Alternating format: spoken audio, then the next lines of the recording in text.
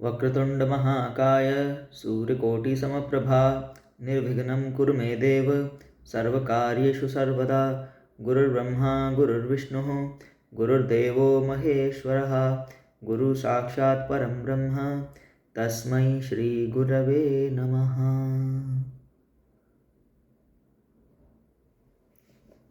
योग वशिष्ठ पेज 26। मोक्ष द्वारे द्वारपालाश्चत्वारः परिकीर्तिताः शमो विचार संतोषस् चतुर्थ साधु संगमः। वशिष्ठ ने कहा, इसी प्रकार हर युग में ब्रह्मा अनेक संतों और मुझ में प्रकट होकर सभी प्राणियों को आध्यात्मिक ज्ञान प्रदान करता है। ऐसे सभी संत अपने कर्तव्य का निर्वाह कर सकें, इसके लिए ब्रह्मा बुद्धिमान और न्यायशील राजाओं को भी उत्पन्न करता है, जो धरती के विभिन्न भागों पर न्यायपूर्वक शासन करते हैं। फिर भी ये राजा सत्ता और सुख की भूख से भ्रष्ट हो जाते हैं। परस्पर हितों के संघर्ष के कारण इनमें युद्ध भी होते हैं, जिनके फलस्वरूप दावों को बढ़ावा मिलता है। उनका ज्ञान दूर हो, इसलिए संत उन्हें आध्यात्मिक ज्ञान प्रदान करते हैं। प्राचीन काल में राजा इस ज्ञान को सहर्ष प्राप्त करते थे, इसलिए इस विद्या को राज विद्या कहा जाता था। हे राम, तुम्हारे हृदय में अनासक्ति की उच्च भावना शुद्ध विवेक के फलस्वरूप उत्पन्न हुई है। यह भावना परिस्थिति जन्य अथवा कुंठा जन्य आसक्ति की भावना से ऊंची है। ऐसी अनासक्ति ईश्वर की कृपा से ही उत्पन्न होती है, बल्कि यूँ कहना चाहिए कि शुद्ध विवेक का साक्षात्कार होने पर ही उत्पन्न होती है। जब तक सर्वोच्च ज्ञान का हृदय में उदय नहीं होता, प्राणी जन्म मरण के चक्कर में पड़ा रहता है। हे राम, मेरे इस विवेचन को ध्यान से सुनो। ज्ञान अज्ञान के वन को नष्ट कर देता है।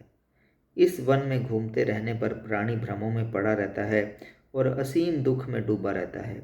इसलिए उसे किसी ज्ञानी गुरु के पास जाना चाहिए, सही मनोदशा से तथा प्रासंगिक प्रश्नों के द्वारा उससे पूछना चाहिए और साथ ही उसकी शिक्षा भी निष्ठापूर्वक ग्रहण करनी चाहिए। तभी वह प्राणी के जीवन का अंग बनती है।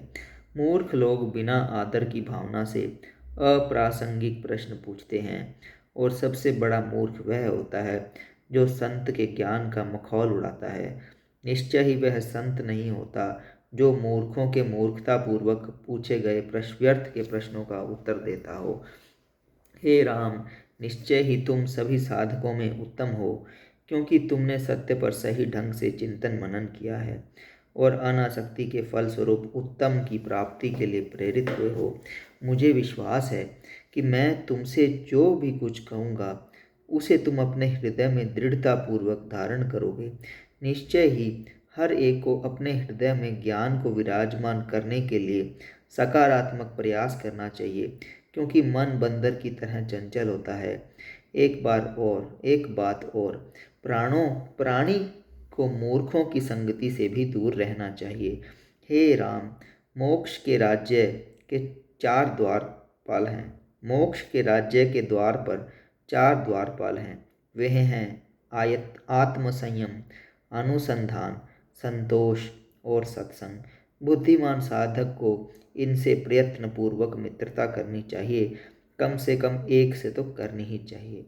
So this is the meaning of shloka. मोक्ष द्वारे द्वारपालाश्चत्वार परिकीर्तितः शमो विचार संतोष चतुर्थ साधु संगमः। तो आत्मसंयम है, संतोष है, अनुसंधान है, विचार है, संतोष, चतुर साधु संगम। तो साधुओं का सत्संग करो, है ना, सत्संग। So all that things are there. So will see in the next video. जय गुरुदेव।